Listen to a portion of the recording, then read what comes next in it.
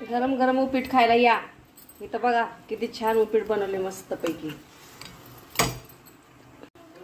मस्तपैकी गरम गरम छान छान उपीट बनवले. तर थांबा, गॅस पकडायला कोण नाही म्हणून मी काय हात गॅसच नव्हते, मोबाईल पकडायला कोण नाही ना म्हणून मी बंद स्टॉप केला. आता हे स्टँडला लावला जाऊ.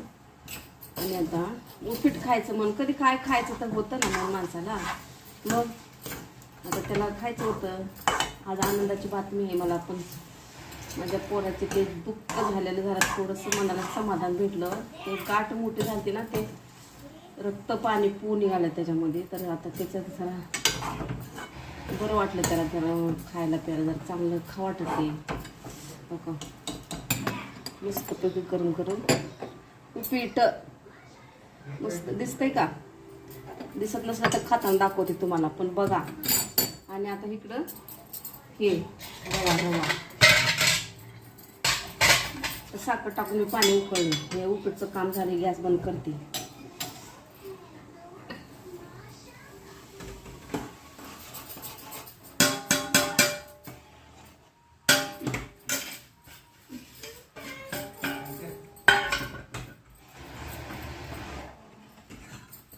थोडंसं चवीपुरतं मला मीठ टाकायला थोडंसं चवीपुरतं.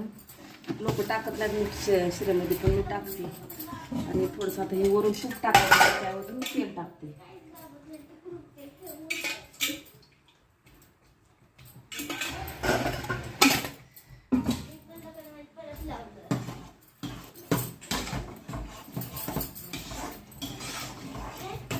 तुम्ही टाकायचे राहिले नाही याच्यात. झाला का ग? असं पातळ शिरा द्यायचा असतो. कर बंद आता. आमचं पप्पाला द्यायचंय, त्याला भूक लागली. मला पातळ शिरा आवडतो. असले शिरे भारी असतात. असलेले जणांना खाऊ पावसा पाण्याचं चिकन मटन काय नो खावायचं नाही का घरात बसून. झाला मस्त पैकी. आता खायचा तयारी झालाय. शिरा पण झाला. सोड, तुला मध्ये मध्ये नको करत जाऊ बाळा.